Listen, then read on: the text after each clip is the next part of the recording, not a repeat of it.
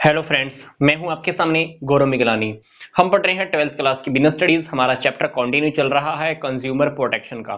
तो इस चैप्टर का हमारा ये वीडियो नंबर 9 है। पहले के 8 वीडियोस में हमने क्या क्या स्टडी किया है उसके लिए मैंने आपको एक प्लेलिस्ट दी हुई है इसी वीडियो के डिस्क्रिप्शन बॉक्स में।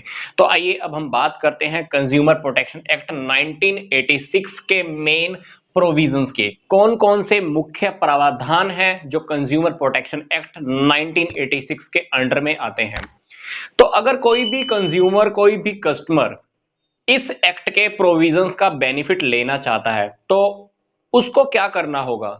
जो भी मेन प्रोविजंस हैं उन प्रोविजंस को पहले जान लेना उसके लिए बहुत जरूरी है। जैसे कि कंज्यूमर का मीनिंग क्या है। कभी कभी ऐसा हो सकता है कि हम कंज्यूमर का मीनिंग अपनी लैंग्वेज में ले लें, पर हमको क्या करना है, कंज्यूमर का मीनिंग एज इट इज समझना है, जैसा मीनिंग हमको कंज्यूमर प्रोटेक्शन एक्ट 1986 में दिया हुआ है। इसके बाद हम ये जानेंगे कि ग्राउंड फॉर कंप्लेन, कंप्लेन करने का क्या आधार है, कंप्लेन किस किस वजह से की जा सकती है। 5 बातें हमने सेकंड टॉपिक के अंडर में स्टडी करनी है। इसके बाद हम ये स्टडी करेंगे कि 3 टायर जुडिशियल मशीनरी क्या है। जैसे कि मैंने आपको पीछे वाली वीडियो में बताया था, district form, national commission, state commission. तो यहां पर हम डिस्कस करेंगे। टॉपिक नंबर 4 हम डिस्कस करेंगे कंप्लेंट डिस्पोजल पीरियड, कंप्लेन को कैसे समाधान किया जाएगा, कंप्लेन को कैसे निपटाया जाएगा। फिर हम बात करेंगे वू कैन फाइल कंप्लेन, कंप्लेन कौन फाइल कर सकता है, किस किस के पास ये अधिकार है कि कंप्लेन फाइल की जा सके। फिर बात आएगी against whom can be complaint be filed, complain किस किस के अगेंस्ट फाइल की जा सकती है। फिर हम डिस्कस करेंगे कि कंप्लेन की फीस, अगर कोई कंज्यूमर कंप्लेन करना चाहता है तो उसकी फीस क्या होगी। ये टॉपिक हम टॉपिक नंबर 7 डिस्कस करेंगे। फिर हम डिस्कस करेंगे कि relief remedies for consumers, consumer को क्या रिलीफ मिलने वाला है, क्या समाधान मिलने वाला है। इस टॉपिक के अंडर में हमने छोटी छोटी 9 बातें, 9 छोटी छोटी बातें हमने डिस्कस करनी है। तो इन सारी बातों को जान लेने के बाद आप कंज्यूमर प्रोटेक्शन एक्ट का बेनिफिट ले सकते हो। तो आइए हम सबसे पहले ये जान लेते हैं कि कंज्यूमर प्रोटेक्शन एक्ट 1986 के अकॉर्डिंग कंज्यूमर का मीनिंग क्या है, कंज्यूमर का अर्थ क्या है, किसको हम कंज्यूमर उपभोक्ता कह सकते हैं। तो उपभोक्ता का अर्थ, उपभोक्ता का मीनिंग कंज्यूमर प्रोटेक्शन एक्ट 1986 के अकॉर्डिंग क्या है। ही बाइज गुड्स और हायर सर्विसेज फॉर कंसिडरेशन, हर वो व्यक्ति जो गुड्स या सर्विसेज को खरीदता है एक कंसिडरेशन के बदले। मान लो मैंने किसी को पैसा दिया या पैसा देने का मैंने प्रॉमिस किया, या आधा पैसा दिया और आधा पैसा देने का प्रॉमिस किया, तो डेफिनेटली एक कंसिडरेशन तो है, बदले में मैंने क्या लिया, गुड्स या सर्विसेज। तो उस व्यक्ति को हम क्या कहेंगे, कंज्यूमर कहेंगे। पर इसके अंदर हमने उस पर्सन को इंक्लूड नहीं करना है जो प्रोडक्ट या सर्विस को खरीदता है दोबारा बेचने के पर्पज में या कॉमर्शियल पर्पज के लिए खरीदता है। तो मैं आपको फिर से रिपीट कर रहा हूं, एक ऐसा पर्सन जो प्रोडक्ट या सर्विस को खरीदेगा खुद के लिए, पर वो दोबारा सेल करने के पर्पज के लिए नहीं हो सकती, कॉमर्शियल पर्पज के लिए वो बिल्कुल भी नहीं हो सकती। मतलब वो गुड्स या सर्विसेज होनी चाहिए फॉर पर्सनल यूज और to earn his livelihood by means of self employment, या तो वो गुड्स और सर्विसेज खुद के लिए यूज करेगा या अपनी आजीविका को चलाने के लिए। फॉर एग्जांपल हम एक डॉक्टर का एग्जांपल लेते हैं। डॉक्टर ने क्या किया, सीटी स्कैन की मशीन हॉस्पिटल में लगाई। किस लिए लगाई, ताकि वो उसको यूज करेगा, कस्टमर्स के लिए, पेशेंट्स के ऊपर उसको अप्लाई करेगा। एक्सरे की मशीन लगाता है, किस लिए, ताकि पेशेंट्स का एक्सरे कर सके, पर मशीन को अल्टीमेटली वो डॉक्टर खुद ही यूज कर रहा है। इसी तरह से मान लो डॉक्टर्स की स्लिप मेंटेन रखने के लिए डॉक्टर ने क्या किया, पेशेंट्स का डाटा मेंटेन करने के लिए ऑफिस के अंदर एक लैपटॉप रखा हुआ है। तो लैपटॉप आजीविका कमाने का एक साधन है, पर यूज वो खुद ही कर रहा है उसको। तो डेफिनेटली तो हम डॉक्टर को भी यहां पर क्या कहेंगे, एक कंज्यूमर ही कहेंगे। तो द कंसिडरेशन में बी पेड, प्रोमिस्ड या partially paid and the partially promised. हम कह सकते हैं कि जो कंसिडरेशन हमने देनी है, हो सकता है कि हमने पूरी की पूरी पेमेंट देने का प्रॉमिस किया हो या कुछ पेमेंट कर दी हो, बाकी का प्रॉमिस भी कर दिया हो, तो कंसिडरेशन किसी भी फॉर्म में हो सकती है। कंज्यूमर प्रोटेक्शन एक्ट 2019 के अकॉर्डिंग कुछ अमेंडमेंट्स अभी कर दी गई हैं। कंज्यूमर एक ऐसा व्यक्ति भी हो सकता है, चाहे वो ऑनलाइन परचेज करे चाहे वो ऑफलाइन परचेज करे। आजकल आपको पता है कि ऑनलाइन ट्रेडिंग का जमाना आ गया, हर कोई ऑनलाइन खरीदने में लगा हुआ है और कहीं ना कहीं ऑनलाइन लोगों को प्रोडक्ट परचेज करने में सर्विसेज के अंदर भी धोखा हो ही जाता है। तो कंज्यूमर प्रोटेक्शन एक्ट 1986 को रिप्लेस कर दिया गया है, उसकी जगह पर आ गया है कंज्यूमर प्रोटेक्शन एक्ट 2019।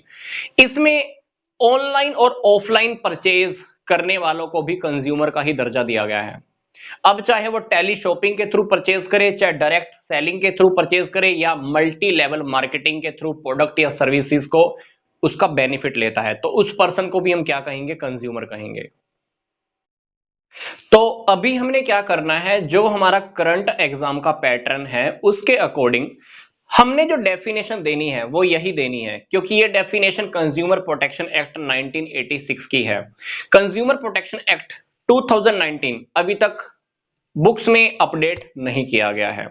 तो ये हुआ हमारा कंज्यूमर का मीनिंग, ये हमको जानना बहुत जरूरी है।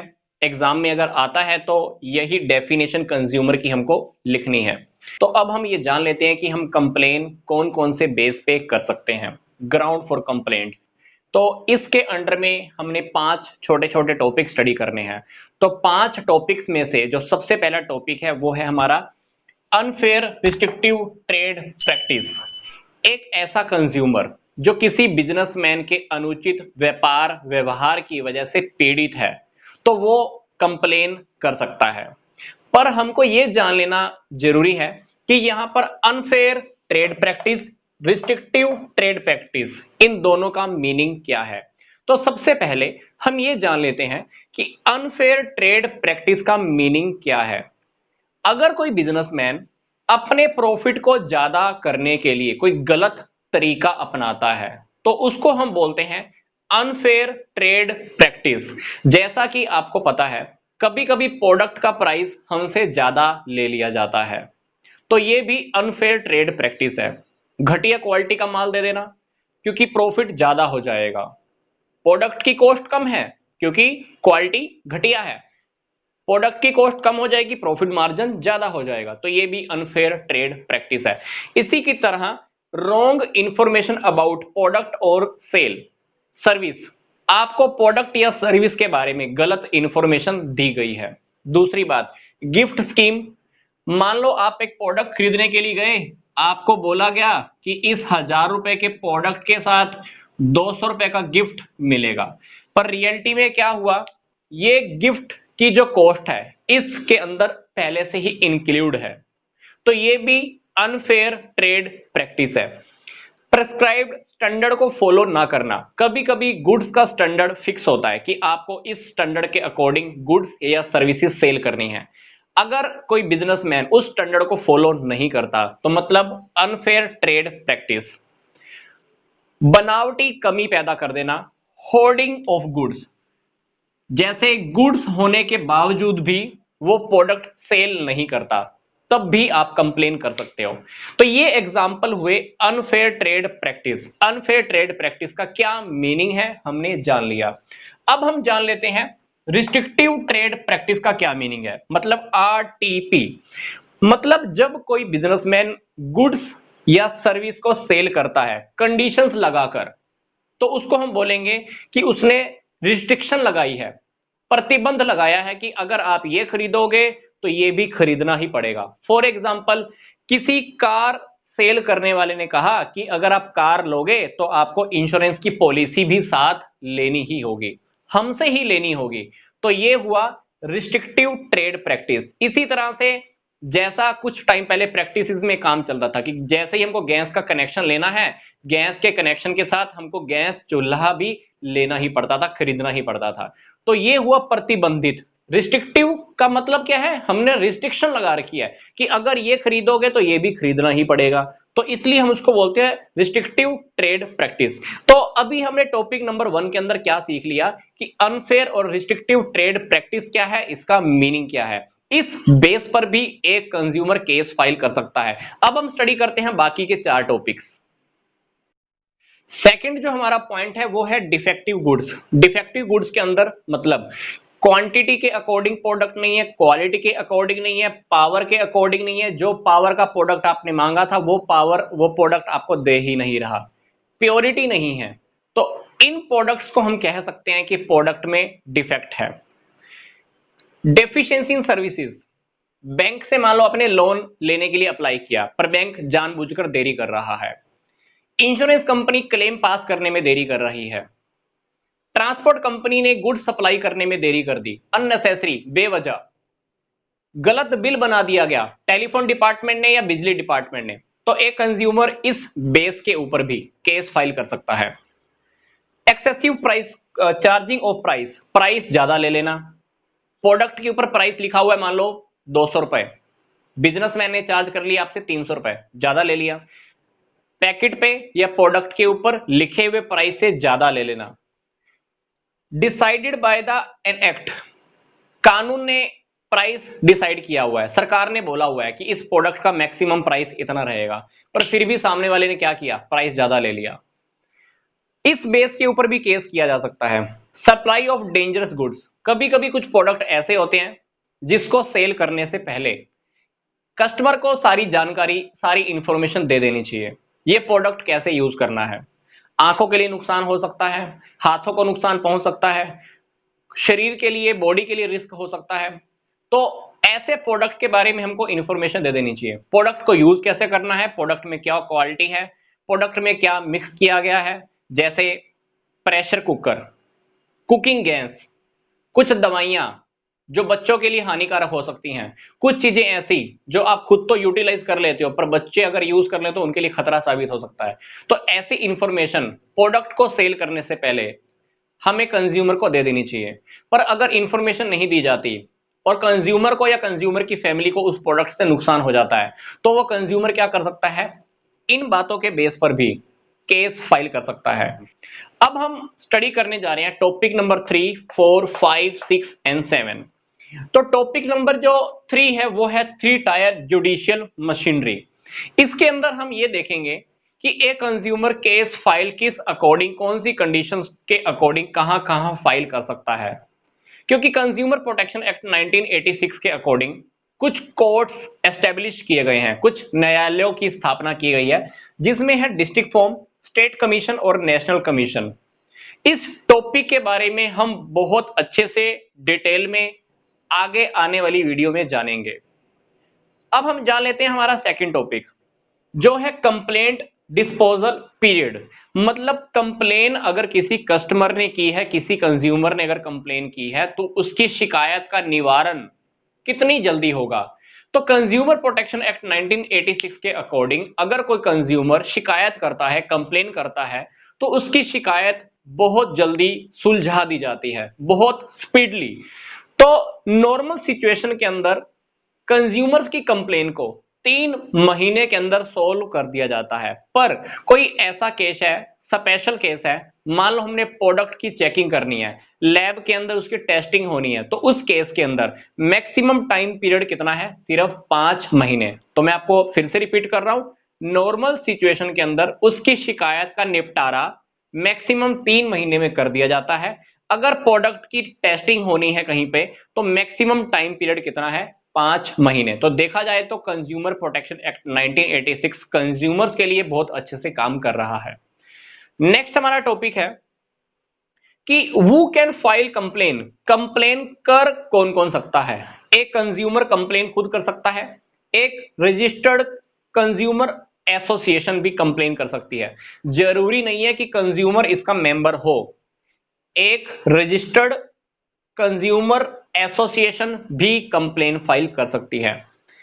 वन और मोर कंज्यूमर्स, मान लो 10 कंज्यूमर ऐसे हैं जिनको कॉमन नुकसान हुआ है, अब उन सबको कॉमन बेनिफिट लेना है, तो वो लोग मिलकर भी कंप्लेन फाइल कर सकते हैं। सेंट्रल गवर्नमेंट, स्टेट गवर्नमेंट, ये लोग भी कंप्लेन फाइल कर सकते हैं। नेक्स्ट हमारी बात आती है against whom can the complaint be filed. किस किस के अकॉर्डिंग हम केस फाइल कर सकते हैं। टॉपिक नंबर 1, अगर प्रोडक्ट डिफेक्टिव है, गुड्स अगर डिफेक्टिव हैं तो क्या करोगे आप? बेचने वाले के अगेंस्ट केस कर सकते हो या मैन्युफैक्चरर जिसने गुड्स को बनाया है, प्रोड्यूसर कह सकते हैं हम। तो अगर प्रोडक्ट डिफेक्टिव है तो सेलर या मैन्युफैक्चरर किसी के भी अगेंस्ट आप केस फाइल कर सकते हो। अगर डेफिशिएंसी ऑफ सर्विसेज है, सर्विसेज में अगर कमी रही है तो केस आप किसके अगेंस्ट करोगे? जिसने आपको सर्विस प्रोवाइड की है। यहां पे सर्विसेज में कमी होने का क्या मतलब है? Imperfection of services, short coming, दोष है, मतलब प्रोडक्ट सर्विस के अंदर सर्विस में क्या है? दोष है। क्वालिटी नहीं है, नेचर नहीं है, जिस परफॉर्मेंस के अकॉर्डिंग देनी चाहिए थी आपको, जिस मैनर में आपको देनी चाहिए थी वो नहीं दी, इन एडुकेसी है। तो अगर सर्विसेज में कमी है तब भी आप सर्विस प्रोवाइडर के अगेंस्ट केस फाइल कर सकते हो। अब बात आती है कि कंप्लेन करने की फीस कितनी होगी। तो जब भी कोई कंज्यूमर केस फाइल करता है तो उसके साथ एक नॉमिनल फीस फिक्स की हुई है जो हमको डिपॉजिट करानी ही होती है। हर कंप्लेन के साथ मिनिमम कोई अमाउंट फिक्स किया हुआ है, वो डिपॉजिट कराना ही होता है। पर इसके अलावा कुछ एक्स्ट्रा चार्जेस होते हैं अगर, तो वो पे नहीं करने होते, जैसे कोर्ट की फीस, कुछ अदर एक्सपेंसेस हैं तो वो कंज्यूमर को पे करने की जरूरत नहीं होती। तो कंप्लेन करने की क्या फीस है? सिर्फ जब आप कंप्लेन करोगे तो उसके साथ एक अमाउंट फिक्स किया हुआ है, वो हमको डिपॉजिट कराना होता है। पर इसके अलावा जो भी एक्सपेंसेस हैं, चाहे वो कोर्ट की फीस है चाहे कुछ और एक्सपेंसेस हैं, वो कंज्यूमर को पे करने की जरूरत नहीं होती है। तो इस वीडियो में हमने क्या डिस्कस किया? 3 टायर जुडिशियल मशीनरी, जिसको हम आगे आने वाली वीडियोस में डिटेल में स्टडी करेंगे। फिर हमने डिस्कस किया कि कंप्लेन कितने टाइम में सोल्व हो जाती है। नॉर्मल टाइम पीरियड में 3 महीने, मैक्सिमम टाइम पीरियड 5 महीने। फिर कंप्लेन कौन कौन फाइल कर सकता है? Consumer, association, central government, state government, consumers का ग्रुप केस फाइल कर सकते हैं। कंप्लेन किस किस के अगेंस्ट की जा सकती है? सेलर, मैन्युफैक्चरर और सर्विस प्रोवाइडर। फिर बात आई कि कंप्लेन करने की फीस क्या है? मिनिमम अमाउंट है, एक डिपॉजिट करानी होती है, कुछ एक्स्ट्रा एक्सपेंसेस अगर हैं तो कंज्यूमर को वो पे करने की जरूरत नहीं होती। अब हमने टॉपिक डिस्कस करना है रिमेडीज या रिलीफ अवेलेबल फॉर कंज्यूमर्स। तो सबसे पहला जो हमारा रिलीफ कंज्यूमर को मिलता है वो है रिमूवल ऑफ डिफेक्ट्स। अगर लैब के अंदर, प्रयोगशाला में ये प्रूफ हो जाता है कि प्रोडक्ट में रियलिटी में ही डिफेक्ट है, तो ऑर्डर दिया जा सकता है कि उस प्रोडक्ट में डिफेक्ट को खत्म किया जाए, डिफेक्ट को दूर किया जाए। फॉर एग्जांपल, आपने एक मोबाइल लिया, नया मोबाइल लिया, पर मोबाइल की डिस्प्ले में प्रॉब्लम है। आपने केस फाइल किया, प्रूफ हो गया कि डिस्प्ले में रियलिटी में प्रॉब्लम है कंपनी की तरफ से।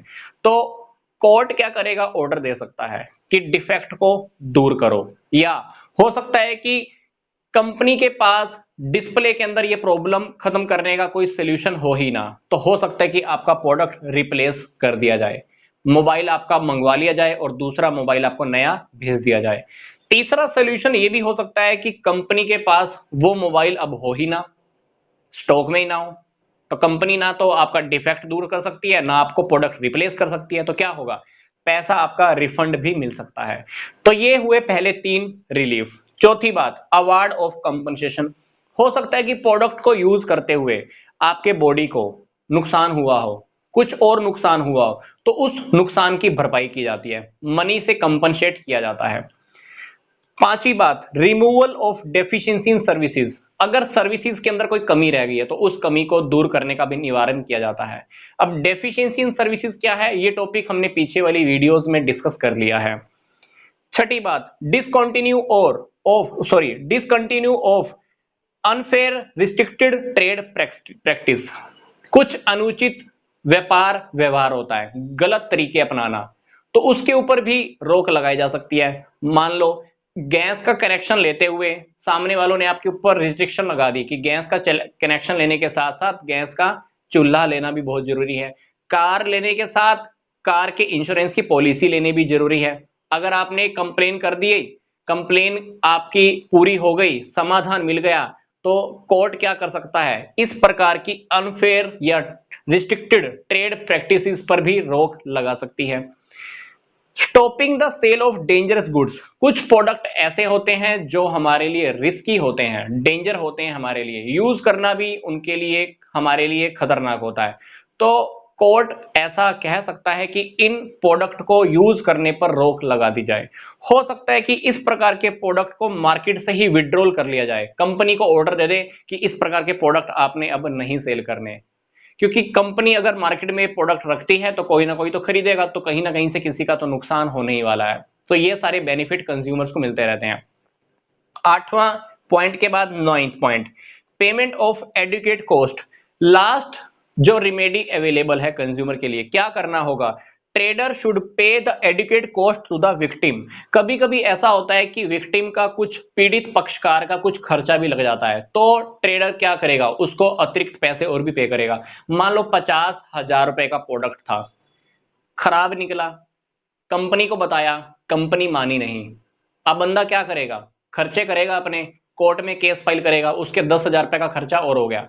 अब कंपनी ने क्या करना है, 50,000 तो पे करने ही है उसको, प्रोडक्ट तो रिप्लेस करके देगी ही, मान लो ये प्रोडक्ट के अंदर डिफेक्ट दूर करके देगी, पर उसका जो सामने वाले पर्सन का जो 10,000 का एक्स्ट्रा खर्चा हुआ है वो भी पे करना ही होगा। तो इस प्रकार के ऑर्डर कोर्ट दे सकती है। तो हमने यहाँ पर 9 वो रेमेडीज पढ़ी हैं, वो सर्विसेज, वो बेनिफिट हमने पढ़े हैं जो एक कंज्यूमर को मिलते हैं। या तो प्रोडक्ट के अंदर डिफेक्ट दूर होगा, रिप्लेस हो जाएगा, मनी रिफंड हो जाएगी, कोई नुकसान हुआ है तो उसको वो भी पैसा मिलेगा, सर्विसेज में डेफिशिएंसी रही है तो वो उसको दूर किया जाएगा, या सर्विसेज दोबारा प्रोवाइड कराई जाएंगी, तो ऐसा हो सकता है। अनफेयर रिस्ट्रिक्टेड ट्रेड प्रैक्टिसेस पर रोक लगाई जा सकती है, ताकि ऐसा प्रोडक्ट दोबारा ना सेल हो, ऐसा काम दोबारा ना हो, ऐसा गड़बड़ी फिर से कोई दोबारा रिपीट ना करे। डेंजरस प्रोडक्ट को सेल करने पर रोक लगाई जा सकती है, मार्केट से डेंजरस प्रोडक्ट रिमूव किए जा सकते हैं, ताकि वो प्रोडक्ट दोबारा से किसी को सेल ना किया जा सके। एक्स्ट्रा कोई खर्चा अगर हुआ है किसी पर्सन का, तो वो भी उसको रिफंड कराने के ऑर्डर कोर्ट दे सकती है। तो हमारा ये प्रोविजंस का टॉपिक कंप्लीट हो चुका है। तो नेक्स्ट वीडियो में हम इस चैप्टर को और आगे कंटिन्यू करेंगे। तो मिलते हैं अब नेक्स्ट टॉपिक में एक नए वीडियो में। तो यहां तक का वीडियो देखने के लिए आपका धन्यवाद।